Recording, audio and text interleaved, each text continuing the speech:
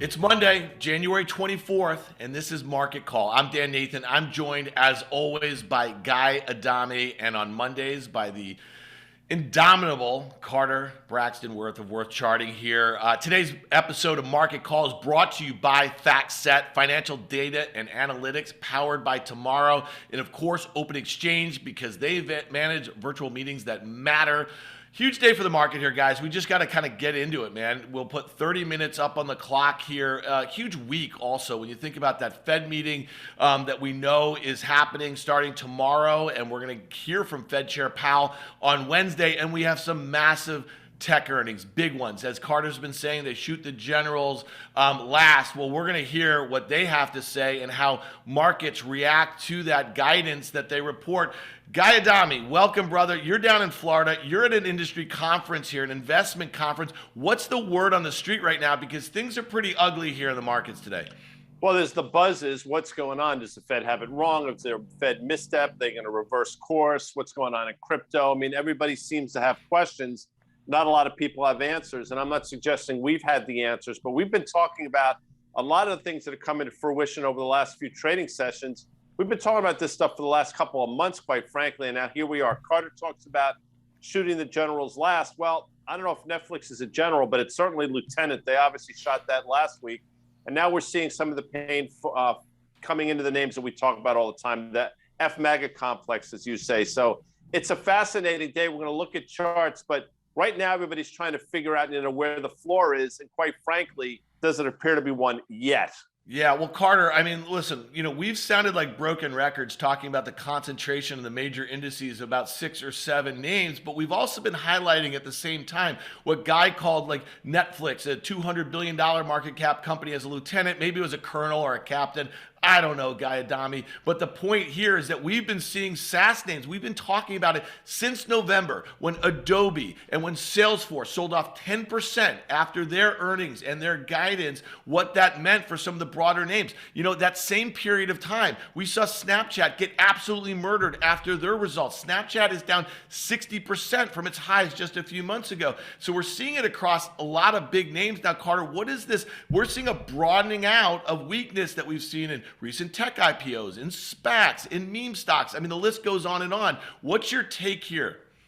Well, I mean, what it gets down to is, and these adages that you refer to, they become, they're remembered, right? They become popular. Don't catch the falling knife, or don't fight the Fed, or first loss, best loss. And of course, shoot the generals last has two meanings. In a war, of course, the guys up in the front with the bayonets are stabbing each other. But if one side starts to win, they finally cross over and get the generals who are hanging around in the back. In the market, the generals were General Electric, General Motors, General Mills, General Radiator. They were the marquee names. We don't have the names general anymore. We have Apple, Microsoft, Google, and so forth. And so under a period of great duress, you start to see pressure first in weak stocks, high valuation or low quality, and it ultimately gets around. And we're seeing it now in Apple, we're seeing it in Google, we're seeing it in Microsoft, and that's a normal sequencing. And so to your question, where does it end? I mean, the truth is it can always get worse. And one thing, just for the long only crowd, there are those moments where the phrase, there's nothing to be lost by postponing all new buying, is in effect. And this is that kind of moment. You don't have to rush in and say, hey, this is cheap, let me take a shot at this. Just stand aside and let things settle. They always do. But the point is, and this is the problem, big earnings from big tech coming out. Now, what possibly could they say that makes these stocks pop 5, 6, 7, 10%? Not much. And even if they pop a little bit, but what if, right? It's a little light, a little weak, a little disappointing, a little bit not in line with expectations. You can get asymmetry to the downside, what we've seen in Netflix.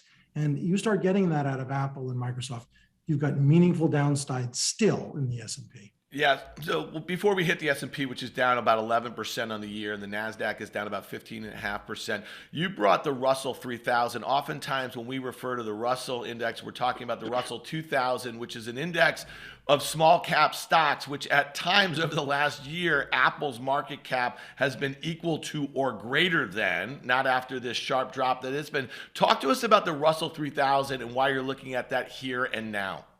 Right. So what's important about this is the entire U.S. equity market, 98% of the investable capital versus the S&P, which of course is, well, large, not all. And there are two circumstances that are different about this chart, and we'll see them in the S&P.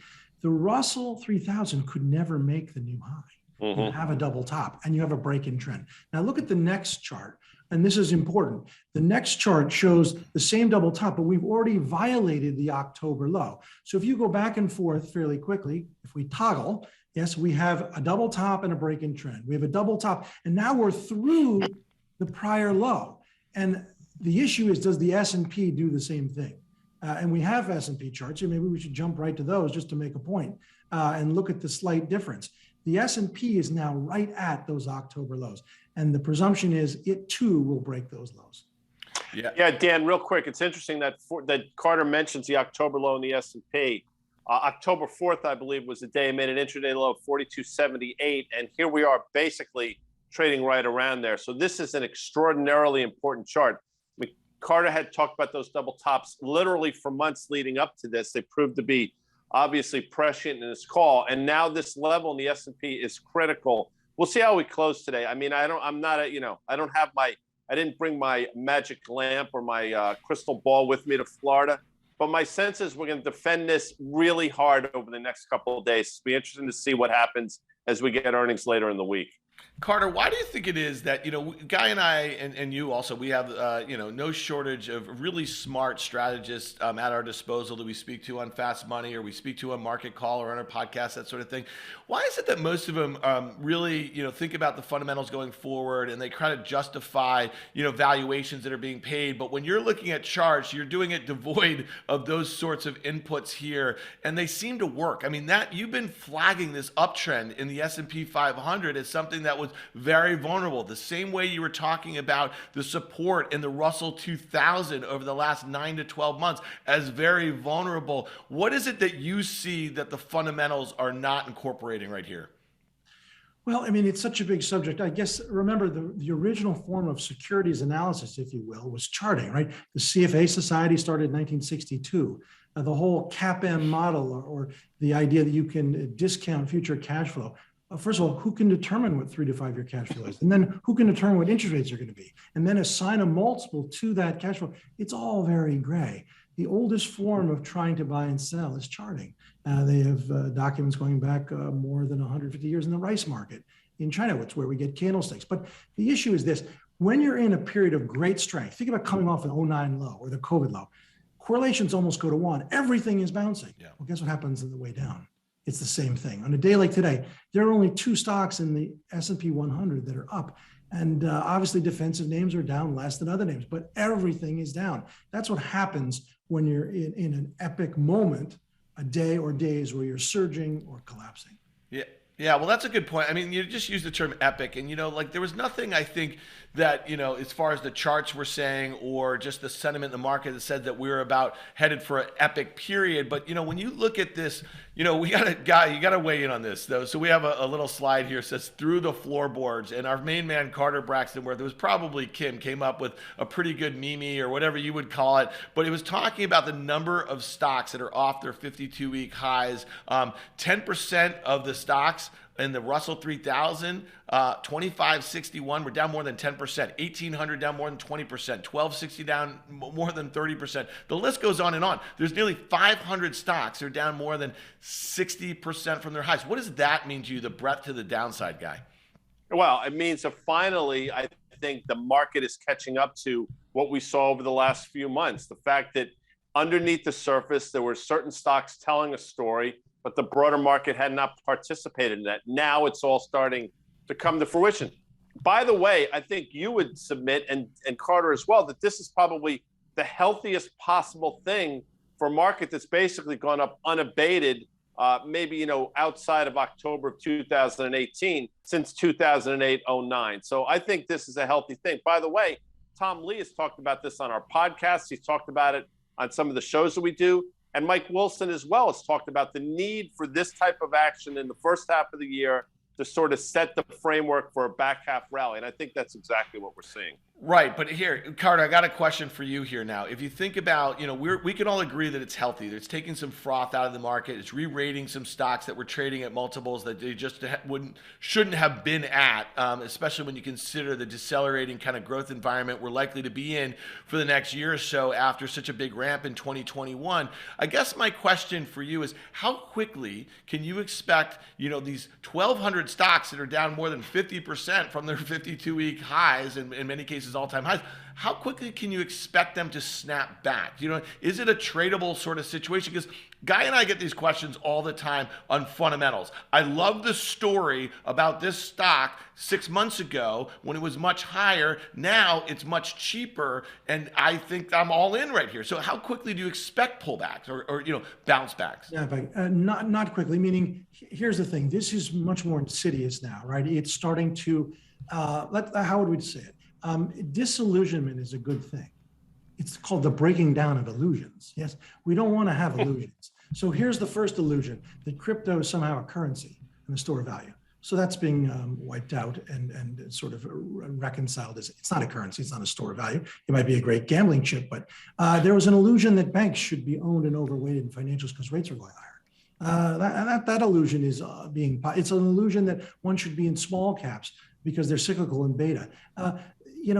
Listen, the problem is that once you start to have losses that amount to more than 6 and 8 and 10%, and people are going to get their statements, think there's the broad swath of public that's not watching the market. We're doing it for a living. We're doing it. It's a passion. And there are people who are just going to get their statements. Well, I've lost some money here. That's what starts to accelerate the selling and not cause a bounce. Yeah, that's a great segue to a tweet from the CEO of SoFi, Anthony Noto, who Guy and I both think very highly of. I'm actually a shareholder of the stock, but tweeted this morning, and I think this is really interesting, and Guy, I'd love to get your take on it. He said, how will the NASDAQ's year-to-date 14% decline, the S&P 500's 9% decline, and the lost wealth effect impact the Fed's decision on higher interest rate moves to offset inflation? Will they see the market decline impacting consumer spending and then inflation? And this comes after a period where we've had a rough patch of consumer data. We've talked about it a lot. Guy, you've said very clearly that you think the Fed is doing the right thing right now. They're just late.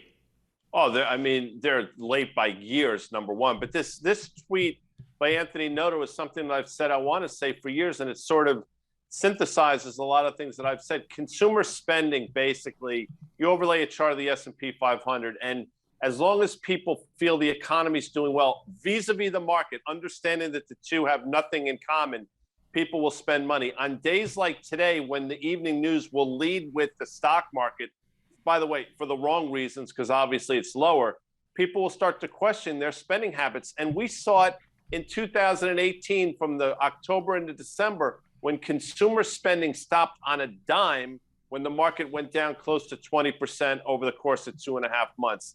And I think this is exactly right. Now, the problem is, I'm not sure that they're going to I'm not sure the Fed is going to tie all these things into what the market's doing. James Gorman from Morgan Stanley talked about it. The market's going to do what it wants to do. Stay the course. So I don't want to be Jerome Powell right now, but quite frankly, he put himself in this position. Yeah, no doubt about it. I mean, listen, they had to say that they're going to fight inflation and focus on that more than, I guess, what would happen to the stock market in a rising rate environment. The 2-year note got ahead of what they're willing to do, I guess. It was north of 1%. It's a little below that. But Carter, talk to us about rates here. The 10-year U.S. Treasury yield. This is one that I think a lot of investors have been looking at as a better sign of maybe future growth relative to the 2-year, which is really maybe mapping what the Fed may or may not do with Fed funds rate here.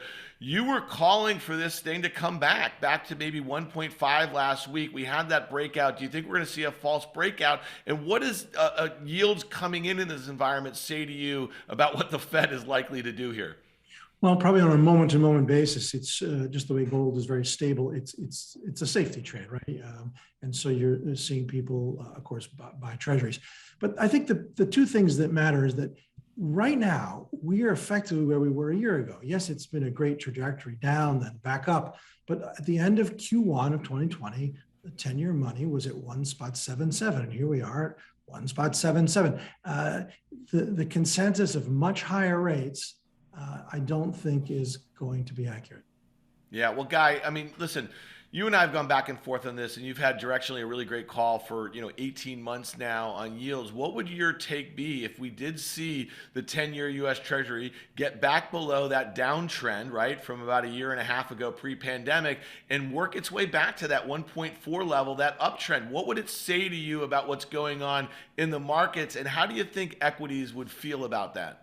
So Danny Moses talks about this. And look, again, I thought 2%. We got somewhat close. I guess we touched up to 1.89. I don't know if we got a 1.9 for it. It doesn't matter. Carter, it's probably going to wind up being right for a number of different reasons, not least of which, when markets go lower like this, you're going to have this flight to quality in the form of yields. Whether that's justified or not doesn't matter.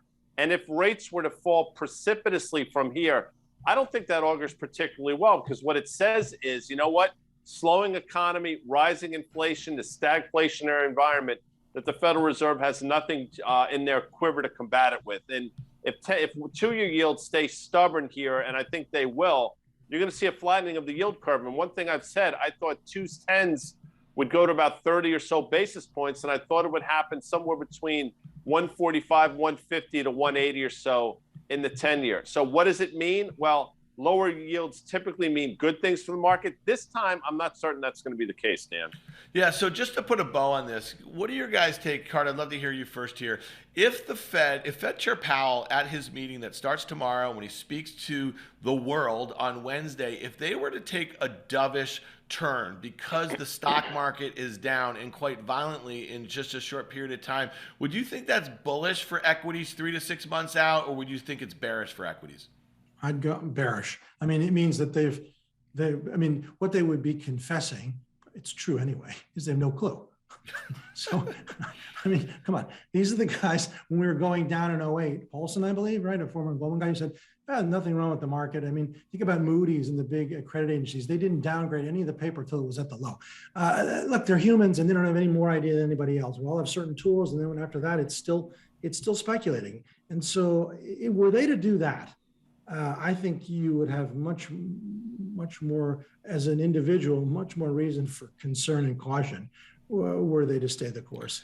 Yeah, but it's funny. I'll just push back for 1 second. When you think about the access to data that they have and just the lens in which they look through things. I mean, listen, I really believe this. And Guy, I'd love to get your take here, man. It's like, listen, I think that this fighting inflation is happening with, 40-year highs in the CPI. We just had that 7% at all-time highs. I mean, listen, I can't imagine that we are not going to see inflationary pressures abate over the next, 3 to 6 to 9 months or so, and that we're going to have a CPI cut in half a year out. So to me, I actually think that they've probably got all turned around here. And, the likelihood of meaningfully higher rates, given where the Fed's balance sheet is and their ability to roll stuff off, I just don't see it, Guy. I mean, just help me figure this out. No, listen, and you're probably going to be right spot on, Dan. And they probably retired the word transitory right at the top. And that's something you've said for a while. But, we talked about this during the prior administration. And unfortunately, I think it's happening now.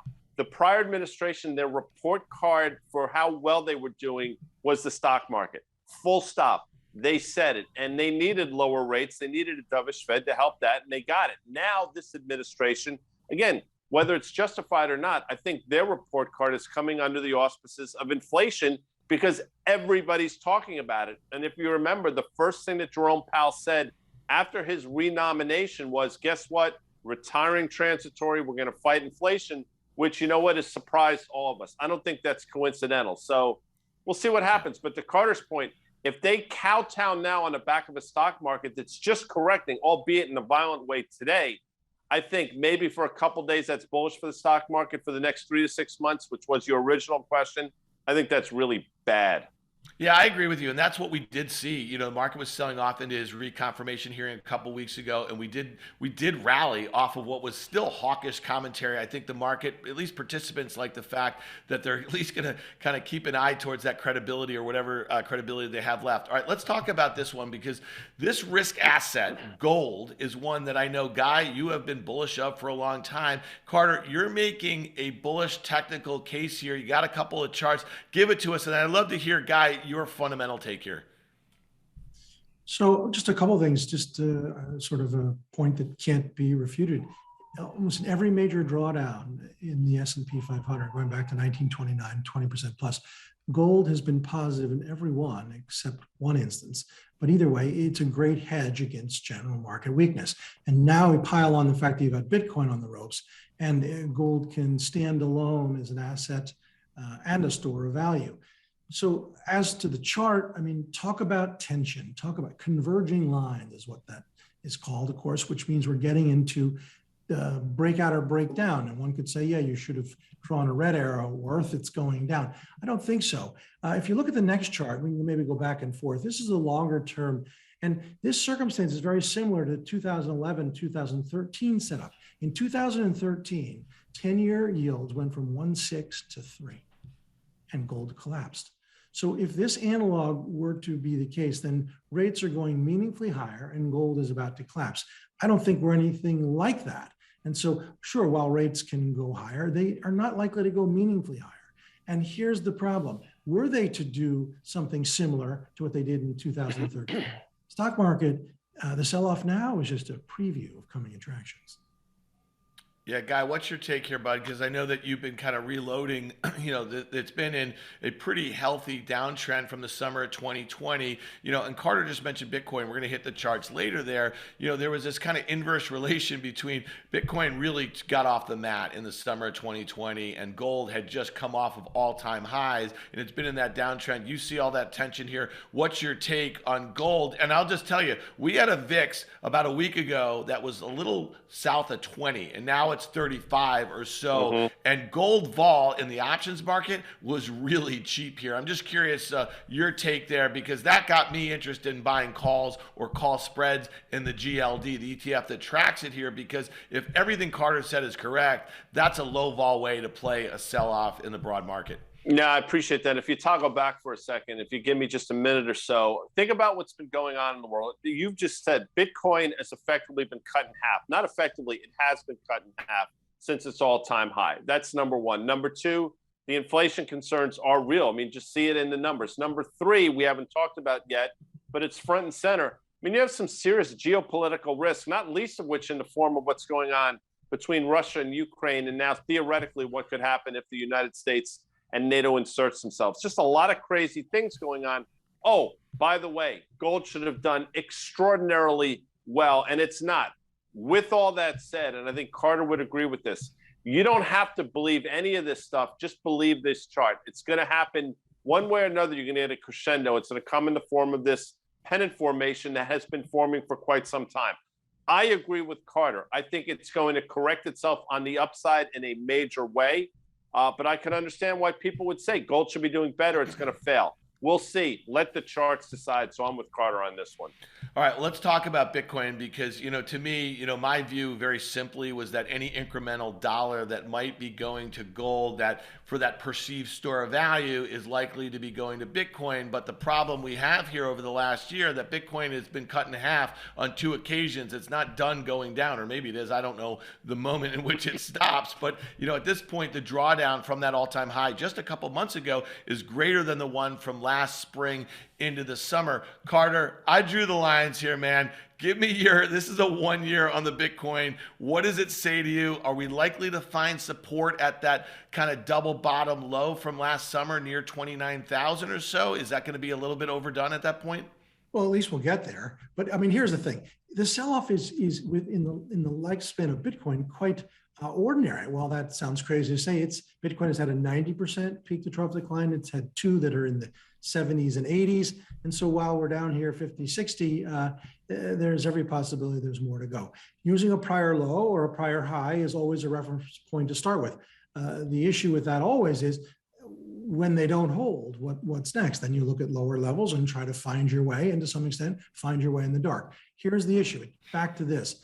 When things are in real rout time, correlations go to 1. It doesn't matter whether this is a small cap stock or it's Bitcoin. It's under pressure, and the day-to-day, hour-to-hour path is lower. Okay, zooming out a little bit, Carter. You're going to say major chart foul here. I have a 5-year chart of Bitcoin. It is not a log chart. I just love seeing the violence of the move on a relative basis this last year versus what we saw. It almost looks cute back there in 2017, and at the high up there, it was a frenzy back then, and it lost a good bit of its value. I think over 70% or so. What's your take of this chart when you look at that support level we just talked about from last summer and you see that huge air pocket between the 2017 high, the breakout level in 2020? How is this thing going to shake out just looking at the charts? Well, certainly it gets to the red line you've drawn, which is the immediate low. And then why not? Why can't it? I mean, the point is that if something can drop 30% fairly quickly, that doesn't really happen in stable operations, businesses. It can drop 50, it can drop 60. Well, why can't it drop 70? And that's when you're in free fall, you're in free fall. And that's what this is. There's no other way to characterize it. Well, Guy Adami is going to he's the man on the street. He's down in Miami, and he's going to be talking to some major crypto people over the next couple days here on the stage at Context 360 here. Guy, what's your take in general? Like, you're at an institutional investor conference. Are more people talking about crypto, which is a $2 trillion or less asset class relative to, we know that the equity market here is $3 trillion. Is there just, do we spend too much time on this asset class? You know my take. I just think, again, it's like some really sexy, high valuation tech stock. That's really the way I think about it from a sentiment standpoint. I'm just curious what you're hearing down there. I don't think we spend too much time on it. And this morning when I was downstairs just milling around, and then obviously during Brian Kelly hosted a panel, people were talking about it. They want to know, they were asking Brian Kelly, where do you see this going? I think BK would submit that this level, this 31,000 level or so, I think you said 29, but ish, makes perfect sense for it to bounce. And we've said this dozens of times, and I think the crypto community agrees with it. It's not a flaw, the volatility in crypto. It's just a characteristic. Well, we're seeing it in spades. My concern all along has been, unfoundedly, quite frankly, is the fact that I thought crypto would sort of lead the way with these broader meme stocks or some of these high valuation, high growth stocks, that if crypto were sell off meaningfully, we'd say a meaningful sell-off in the stock market. Well, finally now that's coming to fruition. And we'll see if crypto finds a bottom, what it means for the equity market. You know what? You've had a great call on that. I mean that. It goes back to what I think Carter was saying, that in sell-offs like this, you see correlations go to 1. We know that. We've been in some very big ones over the course of our careers here. All right, really quickly, I'll just make one point. We have a chart of Ethereum. This is the one that I've really been leaning into here. Last summer, I think, in and around that kind of 1750 to 2000 level was really good support. That's where I was kind of getting long again after buying some a bit higher. I like the levels here. I like it getting bound. It probably tests those lows, but that's just my quick take here. All right, let's go to these big tech earnings this week. We have Tesla, we have Microsoft tomorrow night, we have Tesla on Wednesday, and we have Apple on Thursday. That's kind of the main event. The implied movement, for Microsoft tomorrow is 5% plus or minus in either direction. The stock has only moved on 2%, about 2% on average over the last 4 quarters. Tesla implying about a 7.5% one-day move in either direction, and Apple about 4%.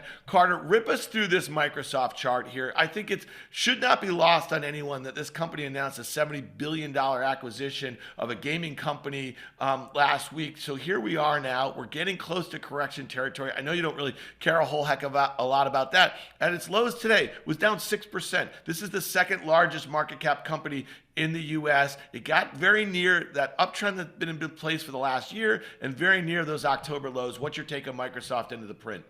Right. Well, it's identical. And here's the thing. It's a non-answer, but it is the answer. There is no difference, this chart and so many that you would pull up, which is to say, yes, it's not one of these high flyers like Square, which is down 50, 60. But the point is, its day-to-day action is identical to so many others. Do we find support? We are right at its October low. I think that the problem remains that it's asymmetrical. What do they say? They say something, woof, thank goodness. And so it's up 2, 3, 4%. But think about if they say something that's not good. You could, not a Netflix type drop of 20, but you can get a 7 or 8er. And so going into earnings, I would take a risk averse approach. As a long only player, I'd buy puts at a minimum. Fair enough. All right, Guy, you've been all over this Tesla call into their earnings last quarter. You were saying we're going to see a breakout. And not only did we get a breakout, it went up like 25% in a straight line, became a $1 trillion market cap company. Here we are. We're through that that line. I guess it was that 900 sort of level. Caught a little support at Carter's 150-day moving average. That's what we use here on market call charts when Carter's with us. What is your take into this print? We already have deliveries. Will they guide? Listen, you and I don't know what they're going to do. We don't know if Musk's going to be on there. What's your take on this thing? Is it broken now that it's back below prior resistance, prior support, now resistance? Well, if you look, and Carter's smart to put the 150, I mean, that has been the line of demarcation for quite some time. I mean, you just go back and look at what it's done around the 150-day moving average, and you can draw your own conclusions. I look at this now and say, wow, that double top around the 1200 level is absolutely intact. It's not a perfect one, but it's close enough. And the fact that we've now breached that prior all-time high, which we have talked about at length back from February, is obviously concerning.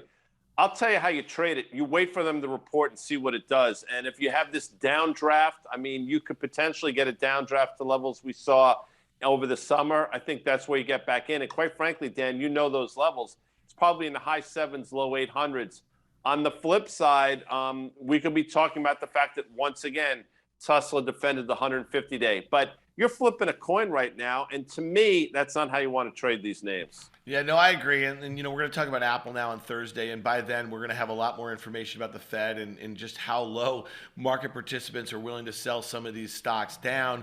Carter, we got to talk about this one because, listen, one of the things that I keep bringing up, and Guy has pointed this out on numerous occasions, that Apple is a stock, despite being the largest equity on the planet, over the last 5 years has had numerous 30% peak to trough declines, okay, from all-time highs here. We're in the throes of maybe a 15% decline. Guy had been talking about this kind of breakout level from a few months ago in that kind of high 150s range. Well, we kind of are there now, and we have this little pocket down to the uptrend. You see the 150-day around 153 or so. What is your take just purely on the technicals? And I got to hear, Guy, how you're trading this one into earnings after that on the fundamentals. I think, again, notice how it's so similar to whether it's Tesla or Microsoft. It's under pressure, and there's no moment-to-moment action that is specific to Microsoft. People have margin calls. People are running books that they're de-risking and so forth. And what we do know is reference points matter, and you can try to use the 150-day here. But again, going into earnings, if I were a long-only player, I would be buying puts. Guy Adami, you're a long-short player. What are you doing? Well, I mean, listen, we've been telling people this is the level you've been waiting for. So if you haven't forayed into the name, this was sort of 156, 157 level, which is that first horizontal green line from that prior all-time high in September, makes a lot of sense. I think if you're looking to start a position, but buying a third here, there's nothing wrong with it. The next level comes in the form of that trend line, which is 140-ish, if I'm not mistaken. And to Carter's point, chances are we may see it, but this is what you've been waiting for. And one thing I say all the time, everybody always says, Dan, and I know we have to get out of here, I want to buy stocks lower. I'm waiting for the pullback. And one thing I say in response to that is it will never be for the reasons that you thought and will always look scarier than you've envisioned it. Well, that's exactly what's happening here. But if you take emotion out of the equation, this is one of the better entry points we've seen for quite some time for Apple. Yeah, and it's hard not to be emotional sometimes. I'm just going to throw some numbers out that right now, this is going on. If you're not looking at your screens the way we do all day long with our fax-sat machines up, I'm looking at NVIDIA down nearly 10%, AMD down nearly 8%, Apple down 4%. Again, on a $2.5 trillion market cap, this is serious. Microsoft down 5.25%. Affirm down 14% as we get into the fintech world. I mean, the list goes on and on. I'm seeing Bank of America down 5%. We haven't seen those sorts of moves in banks in a very long time here. So Tesla's finally given up. They're shooting the generals here. Carter, take us out, at least on the commentary. And Guy, you're going to take us out thanking all the people who make this possible. But how do you kind of trade in an environment like this where we have a bunch of events? You're saying sit on your hands a little bit because it's not likely to resolve itself today, tomorrow, next week. That's right. I mean, if you think about the greatest routes in the history of markets, 1987 or 1929, before the big day, they were down 15 and 20%. right? And so this is an instance where today's weakness, the precondition for it was weakness. And capitulation is a hard thing to figure out. It just does not feel capitulatory. If we start getting drops and gaps, as we've seen to the extent of so many stocks, and Netflix in particular, because it's a big name, if you get a few drops and gaps out of an Apple or Microsoft, that will get you towards capitulation. But we don't have it yet. Well, listen, I want to thank Carter for joining us. It's so important to have him with us. An incredible work he does. If you're not following him on Twitter, as I've said 100 times, you're doing Twitter wrong. Carter B. Worth on Twitter. And thanks for tuning in to Market Call Charts. Today's episode was brought to you by our presenting sponsors, FactSet and Open Exchange. If you like what you saw, be sure to tune in every Monday, typically at 11. We did a special time today. Dan and I will be back tomorrow for Market Call Macro, and then again on Thursday for Market Call Street Research. We'll see you all then. See you then.